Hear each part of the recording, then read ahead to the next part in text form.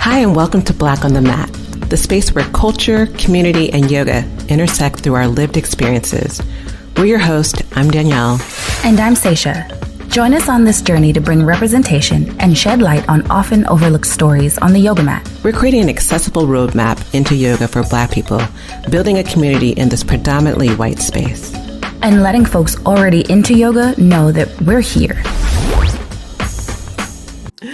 Welcome back to Black on the Mat. We're so excited to have Kat, a new yoga teacher, with us today. First of all, we want to say just congratulations to you.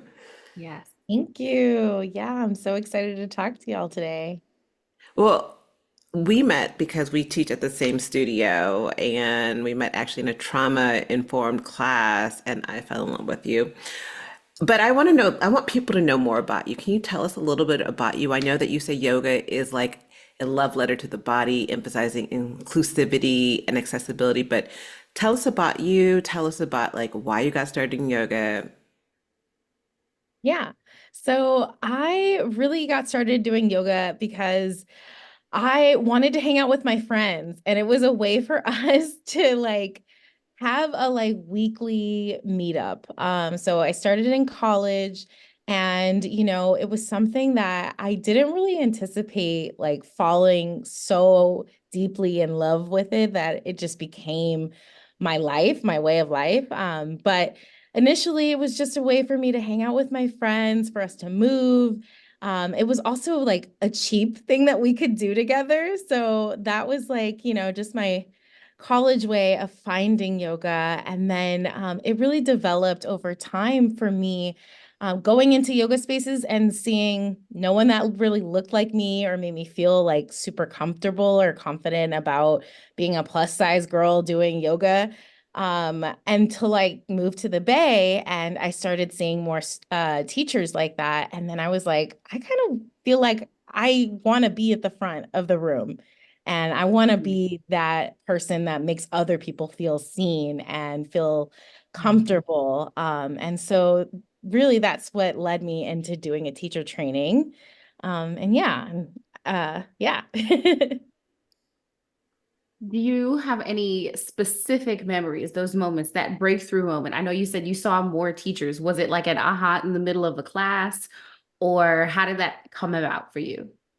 Yeah. So I saw a teacher in one of the classes up here in San Francisco, and she was a bigger bodied woman, and she just had such a grace, but also a gravitas where I felt like, it's so rare sometimes to see someone's that I felt like looked like me at the front of the room. And she just had a way of offering cues in her sequencing that made me feel like, oh, this is a class that she's thinking about the people who are in the room, and seeing students who might be struggling. And I felt like I hadn't gotten that from a lot of other teachers, and that was the moment for me to say, I'm not seeing this as often, but here's one example of a woman who's doing that.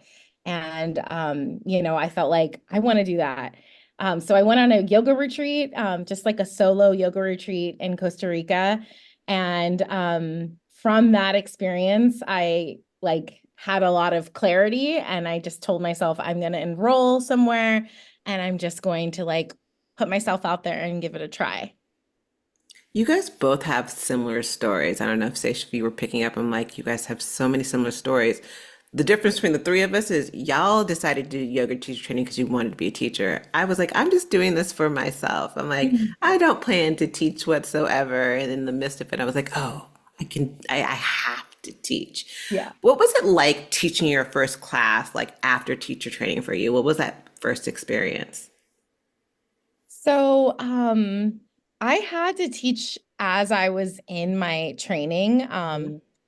And I will say, my very first day getting up and doing a class, I had a woman get off her mat, and she was like, "Are you gonna actually teach us?" And it, I was like, "Excuse me, ma'am, I've been doing that this whole time. But I don't know if she was expecting something different. And I was a new yoga teacher and I felt so like a deer caught in the headlights because I hadn't anticipated someone, the audacity. The Like, audacity is right. The I'm audacity. like, I'm up here offering, it's a lovely little sequence that I am trying out. But that was my first ever like wheels off, I'm up here teaching experience, and that shell shocked me.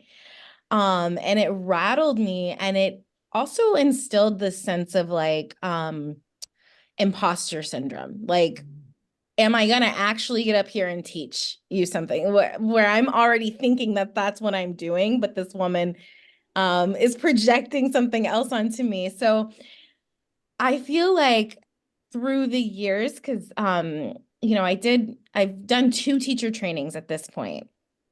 And so the first one that I did, that's where this experience that I'm talking about. And I feel like from that teacher training, I felt that imposter syndrome the whole way through. And this teacher training that I just completed right now, that we're speaking about from Lotusland, that has instilled in me this sense of like agency of like, I know what I'm doing and I have a gift, like every other person, I have something to share. So that first experience really rattled me, and it took some time to kind of get that off, and get back up there and try again. So, And yeah. what I was thinking hearing this is it's funny that there's so many commonalities in honestly in our experiences as far as starting teaching, all 3 of us and every guest that we've had on. It's just been a matter of like, yeah, I didn't feel like I belonged in this room. And people questioned if I was the teacher after I'd already walked in the room. And this is regardless of size, this is regardless of gender. It is only regarding skin color, right? Mhm. And the way that we are seen and represented, which is quite literally one of the reasons why we are here Yeah. in the first place. And a shout out to Lotusland because I feel they are so inclusive. I feel Mhm. like they do care in a different way. And I feel comfortable. I feel seen at Lotusland. Yeah, absolutely. Same here. I love that. So what would you say now that you've been teaching, and you've gotten through this new training? How would you describe your teaching style? I feel like at the root of everything that I do is a sense of like playfulness. Mm. Like I hope that you laugh, in this class that I will share with you. I hope that you find moments where they're tender moments where you can smile and just like have like a lightness and a sense of joy. That's really all that I hope to bring in my yoga classes. Like I feel like sometimes I go into classes and it's serious work that we're doing, and like that's good too. There are teachers that do that and I go to those teachers for that, but I feel like I'm a tender-hearted, gentle, just like warm hug kind of feel, that I hope people who come to my class, I feel like the world makes us so hard automatically. We go out and we have to do XYZ. And when I come to the mat, it's a place where I feel like vulnerability should be celebrated and nourished. So that's really the feel that I hope people have when they come to my class. As a new yoga teacher, like tell us about the good, the bad, and the what the F. Okay. So the good, you're not so jaded. I feel like if you've been doing it for so long, you can kind of get into a sense of like repetitiveness. So I feel like because I am looking at it with new perspective, new lens, I try to keep things fresh and ask questions. So like I'm not afraid to like go to my teacher and sit at their feet and say, I don't understand this concept, or I don't understand this pose or breath technique, and just get their insight. I feel like I'll always feel a little like a new teacher because I'm always curious and wanting to learn more from my teachers. So that's what I feel like is so good about it. Like I'm never afraid to learn from someone else. And that just enlightens my own practice and I'm able to share that with others. So that's really great. The bad, I guess it's like, yeah, going back into that like that negative place of where you don't think that you're good enough or you compare yourself to other teachers, like I'm still making mistakes when I teach. And what I've been trying to do is like laugh those moments off. I said right, but I meant left. Let's go. Like, you know. Right. um, and I will say working with kids has really helped to break me out of that like critical thinking. Because kids will call you on anything as it's happening. Facts. And you kind of have to be like able to brush it off. Um, and also be the leader for them to show them like, it's going to be tough, but you got to get back up and try again. So I really love that aspect. And the ugly, let's see, really briefly.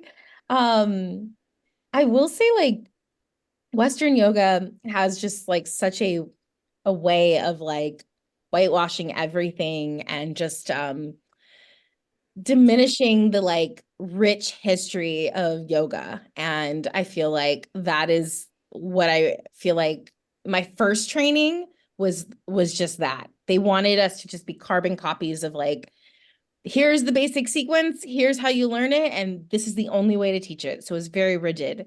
And I felt like if I didn't do it a certain way, then I was not a yoga teacher. And like unlearning Mm. that is an ugly process, realizing that you have all the answers within Mm.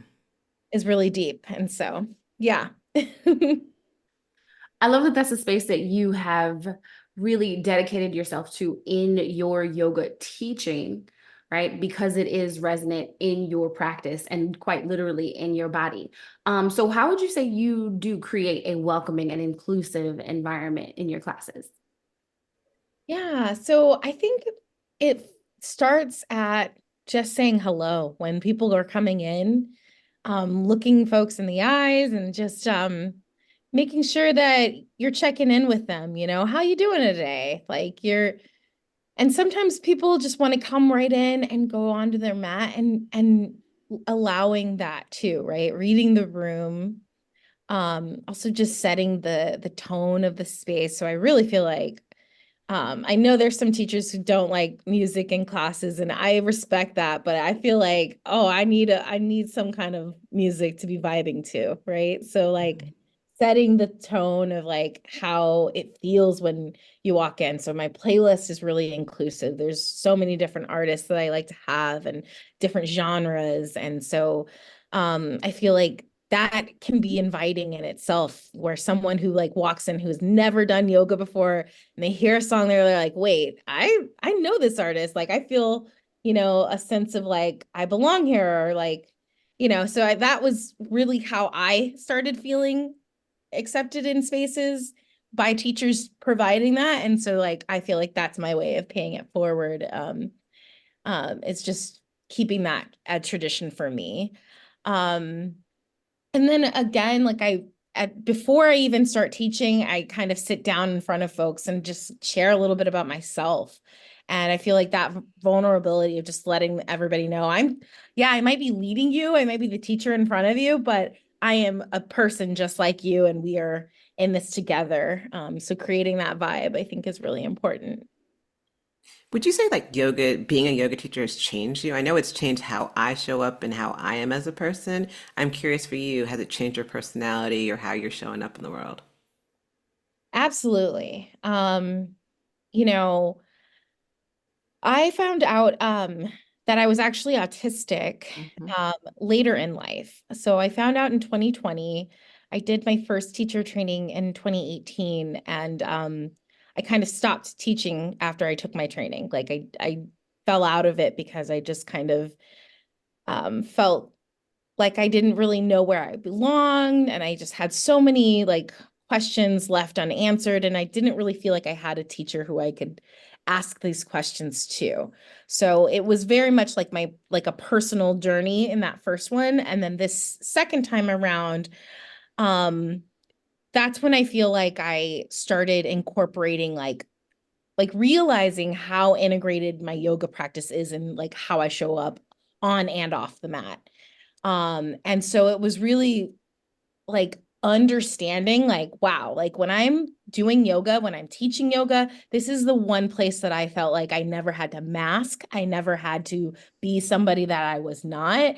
And like whether somebody like respected that or questioned that or whatever, like I'm going to show up and I'm going to be me and I'm going to offer this class from my heart and my devotion for this practice and for the lineage and the teachers that have taught me who have like truly to me saved my life because without yoga, like without having that place to like bow down and like have that retrospective finding that internal peace, like I felt like I was living in a world of chaos and I was living in a world where like I kept feeling like I needed to be smaller or I needed to like erase parts of myself to exist.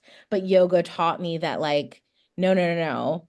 Like what you're doing is really erasing everything that makes you you and the beauty of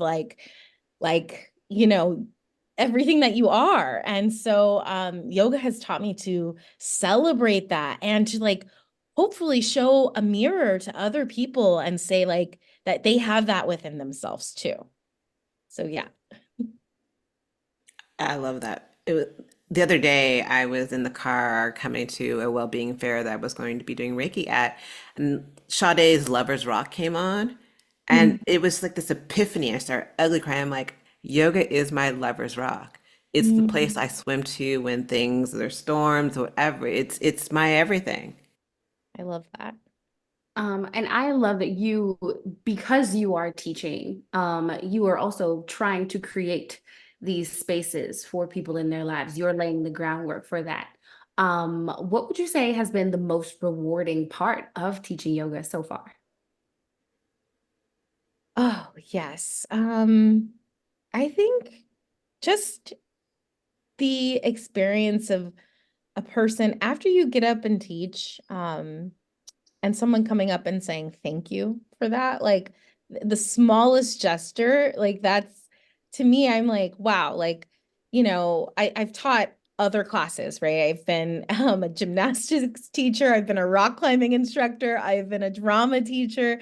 I know teaching is just something that's in me. But with teaching yoga, like that is the one place where I have gotten like, thank you. Thank you for just getting up and doing that. And it's so simple as like, oh my gosh, and I realized and I never thank my English teacher for getting up and teaching me an English exam, like anything like that. And That's so, exactly what I was going to say. yeah, right? But Because why that's don't we? That's a good question. Why is it as only the you yoga teachers should. that we're thinking?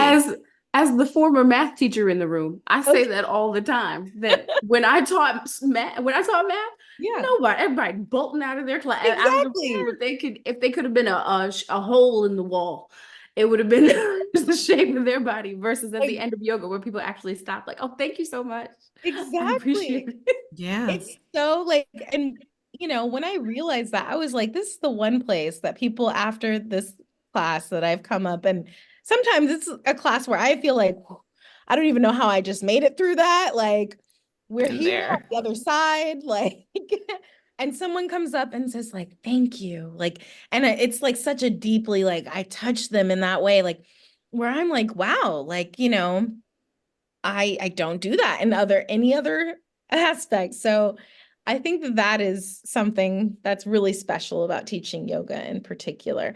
But I will say for teaching kids yoga, when they remember something that I've taught them, and I'm just sharing a mudra with them, and then I ask them, weeks later, what's your favorite mudra? And then they all have these answers that I'm like, wow, like that's deep. They're 10 years old right now and they're talking about this. So it's special to me for sure. Like you took two yoga teacher trainings. You explained earlier why you did the two.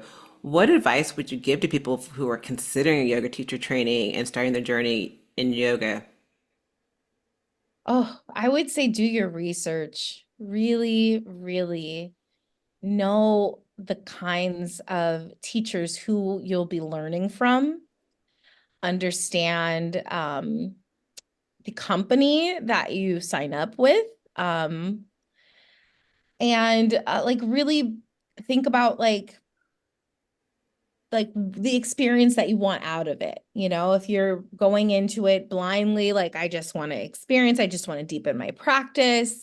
You know, there's no wrong answer. Just kind of do that internal work before you sign up. It's a lot of money, you know, to pay to do this. So I think that is really important to understand like where your money is going to, how you'll be supported post certification, and are the teachers that you're going to be learning from teachers that you want to sit at their feet and learn from, you know? That was a really big thing for my first training.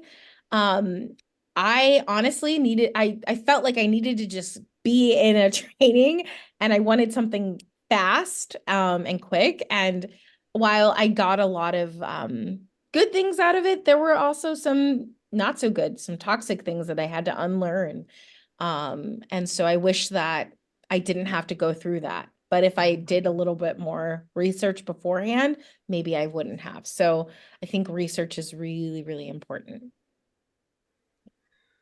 And I have one more question for you. What does it mean to be Black on the mat? Okay.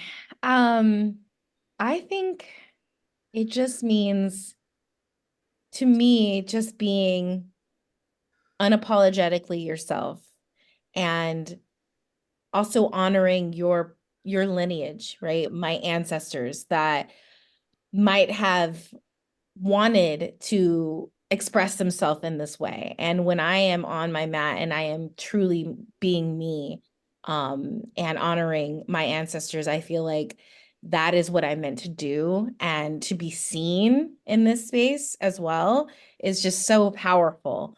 Um, and it is the ultimate act of radical self-love, I think. And I feel like that's empowering and beautiful in so many different ways. And so, yeah.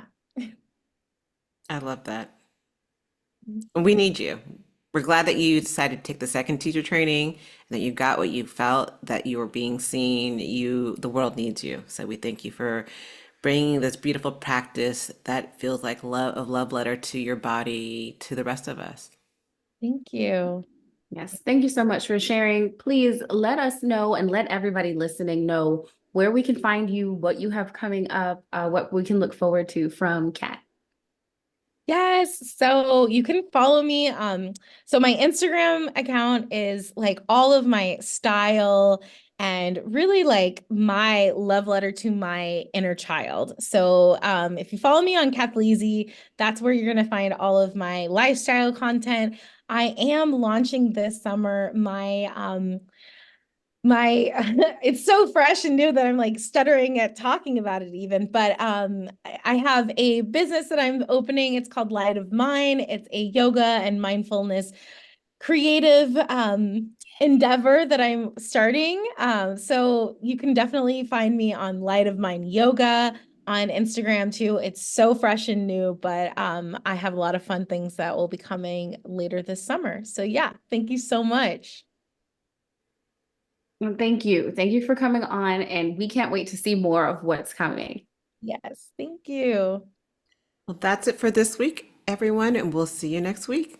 Ciao. Bye. Bye. Thank you for joining us today on Black on the Mat. Let's continue connecting, sharing our stories, and sowing the benefits of having a yoga practice in your life. Subscribe to Black on the Mat on Instagram, TikTok, and YouTube. I'm Seisha, and you can find me at Thick Thigh Yoga on all social media platforms and thickthighyoga.com. I'm Danielle, and you can find me at HelloWell with Danielle on IG, YouTube, and HelloWellWithDanielle.com.